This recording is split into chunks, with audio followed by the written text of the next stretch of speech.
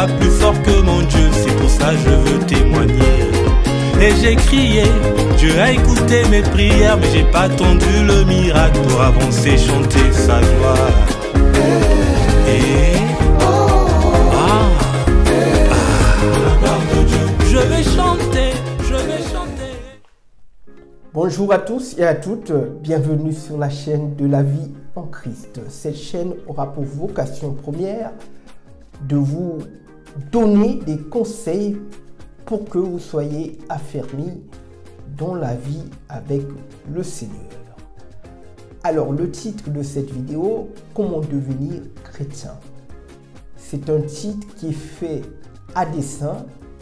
Je dirais plutôt comment devenir disciple du Seigneur Jésus. Car le Seigneur était un maître. Un maître qui avait la maîtrise des trois dimensions de l'être humain qui sont esprit, âme et corps. Celui-ci est venu nous révéler le Père. Il nous a laissé une doctrine et le rôle du disciple, c'est d'adhérer à la doctrine d'un maître, de recevoir l'enseignement d'un maître. Le maître a pour rôle d'ouvrir la voie et le rôle du disciple, c'est d'étendre cette voie à plus grande échelle. C'est pour ça qu'il a dit que vous en ferez des plus grandes. Donc, si c'est la première fois que vous êtes là, merci de bien vouloir vous abonner, de partager cette vidéo massivement, de cliquer sur la cloche de notification pour recevoir mes nouvelles vidéos, likez cette vidéo et je vous dis que c'est une joie d'être parmi vous. Avant de pouvoir entrer dans le vif de cette vidéo, j'aimerais remercier notre Père. Louange à toi, Père, toi qui es l'autorité suprême incontestable. Nul n'est semblable à toi. Tu es notre Père depuis toujours et pour toujours. Toi qui es Yahvé, El Shaddai et Adonai. Je te loue sans cesse et je te dis merci sans cesse. Ô Seigneur, toi qui tiens toutes choses. C'est par ta volonté que ces choses existent et qu'elles ont été créées. Seigneur, que cette vidéo puisse édifier tes fils et tes filles. Au nom puissant du Seigneur et Sauveur Jésus-Christ. Amen. Donc, au jour d'aujourd'hui, beaucoup de personnes portent l'étiquette de chrétien. Oui, j'appelle cela une étiquette parce que le mot chrétien a été vidé de sa substance. Ça ne veut rien dire du tout. Car le Seigneur Jésus est venu chercher des disciples. Le Seigneur a dit, c'est à l'amour que vous avez les uns envers les autres qu'on reconnaîtra que vous êtes mes disciples. Je ne suis qu'un vase au service du Seigneur, je suis le pasteur de personne, je suis un disciple du Seigneur. Ça, je ne peux le nier. Tout le monde prie, mais tout le monde n'est pas prêt à faire des sacrifices. Voilà, on reconnaît l'habit, on reconnaît le moine à son habit. Mais au jour d'aujourd'hui, beaucoup de chrétiens sont remplis d'hypocrisie. Vous ne pouvez pas reconnaître si celui-ci est un chrétien ou pas. Vous êtes remplis de confusion parce que la jalousie, la méchanceté, et j'aimerais appuyer mes propos, dire que l'Antichrist sortira du milieu de nous. Quelle méchanceté, jalousie, hypocrisie dans les églises. Alors que le Seigneur Jésus a dit, venez à moi, je suis doux et humble, humble de cœur. L'humilité, telle est la vertu du chrétien. La marque que le chrétien doit porter en lui. L'humilité, c'est être au service de ton prochain. Le Seigneur Jésus est venu pour servir. Qui que vous soyez, pasteur, prophète, peu importe, vous devez servir vos fidèles. C'est le fidèle qui est le chef de l'église, je dirais même. Oui, j'aimerais pousser le bouchon un peu plus loin. Ça devient le contraire. Le maître a dit à son disciple Pierre, « Pierre, si tu m'aimes, paie mes brebis. » Aujourd'hui, ce sont les brebis qui sont en train de paître les pasteurs. Mais quel sens contraire! Ce n'est pas la doctrine du Seigneur. La doctrine du Seigneur est imbibée d'amour, d'humilité, de service. Car Dieu a tant aimé le monde qu'il a donné son Fils, le Seigneur Jésus. C'est le don. Dans la vie avec le Seigneur Jésus, je ne dis pas dans la vie chrétienne, je dis dans la vie avec le Seigneur Jésus, dans la relation avec le Seigneur Jésus, c'est une relation de don. Tu donnes. C'est pour ça, si vous n'êtes pas prêt à donner, ne devenez pas disciple du Seigneur Jésus. Je suis un disciple du Seigneur Jésus. Moi, ce ne sont pas les hommes qui m'ont évangélisé. C'est Dieu lui-même qui m'a évangélisé. Moi, que vous voyez là. J'étais dans le monde. J'ai un parcours avec le Seigneur. C'est une responsabilité de parler du Seigneur. Il faut de l'audace, de courage. Il a dit, vaillant héros, toi Jérémie. Moïse, qui a été élevé dans la sagesse de l'Égypte, a tué un Égyptien alors qu'il connaissait la force de Pharaon. Il faut du courage. Toi, tu es là. Ça devient une formalité chaque semaine d'aller à l'église les dimanches. Attention. Comprenez bien ce que je dis. C'est bien d'aller à l'église. Mais si pendant 5 ans, tu n'es pas rempli d'humilité, tu fais toujours montre des tares que tu avais dans le monde, il y a problème. Si ta vie n'avance pas, pendant 5 ans, je dirais même 3 ans, dans la même église, il y a problème. Quitte. Oh, écoutez bien ce que je vais vous dire, mes très chers frères et sœurs. Tout ce qui ne croit pas, ou tout ce qui ne grandit pas, n'est pas divin. Tout ce qui ne croit pas n'est pas divin. Regardez la nature. Elle est dans sa diversité. Elle pousse. Elle croît. Elle vit. Elle n'est pas statique. Il y a du mouvement.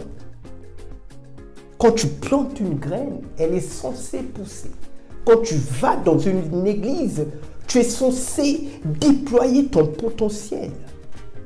Tu es censé changer le monde. Tu es la lumière du monde. Tu es censé grandir en maturité. Mais tu es toujours un bébé spirituel rempli de jalousie. Oui, la jalousie est un tard des gens qui manquent de maturité. Tu es rempli de méchanceté. Oui, la jalousie est un tard des gens qui sont faibles. Vous n'avez pas reçu un esprit de timidité, mais un esprit de force et de courage qui crie « Abba Père ». Dieu aime les gens courageux. Remarquez dans la Bible. Poussez une réflexion profonde. Regardez, Dieu a utilisé que des gens courageux. Paul persécutait l'Église. Moïse a tué un chrétien.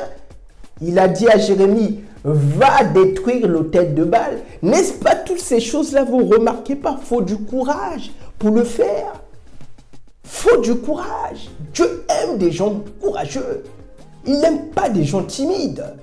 Déjà, même pour parler en face de vous, il faut être courageux de montrer son visage. Je pouvais très bien faire une chaîne où je mets comment devenir chrétien et je parle derrière. C'est possible de le faire sur YouTube. Donc, mes chers amis, faisons pas l'amalgame. La vie chrétienne est une vie de sacrifice. Tout le monde peut prier, mais tout le monde n'est pas prêt à faire des sacrifices. C'est ça que vous devez comprendre. Le Seigneur Jésus a reçu le nom qui est au-dessus de tout nom par les choses qu'il a su souffrir. Les chrétiens fuient la souffrance. Les chrétiens fuient la souffrance. Certains, oui, mais je vais à l'église. C'est une porte échappatoire. Tout le monde peut aller à l'église. Voilà. Tout le monde peut prier, mais tout le monde n'est pas prêt à faire les sacrifices pour une entité qu'on ne voit pas. Là, ça demande de la dimension, de la maturité, de la sagesse. Ça demande d'être affermi. La vie chrétienne est une vie de relation. Je viens, je toque à ta porte. Si tu ouvres, je rentre, je soupe avec toi, dit le Seigneur. C'est en mangeant, en soupant avec une personne, en communiquant avec cette personne, en écoutant sa voix. Voilà la manière pour affermir la relation avec le Maître, le Seigneur Jésus, car c'est un Maître. Et toi, tu es son disciple si tu te considères comme disciple du Seigneur. Car un disciple doit manifester les fruits de son Maître. Paul a dit, soyez mes imitateurs comme je le suis de Christ. Toi, tu es l'imitateur de l'opposant, car Satan veut dire opposant. Tu es rempli d'orgueil, n'oublie pas que l'orgueil, c'est ce qui a fait chuter Satan. Et en d'autres termes, l'humilité, c'est ce qui fera monter le chrétien, comme disent certains commentateurs, que l'humilité est le passe pour entrer au paradis. Dieu n'aime pas les orgueilleux. Dieu n'aime pas les orgueilleux.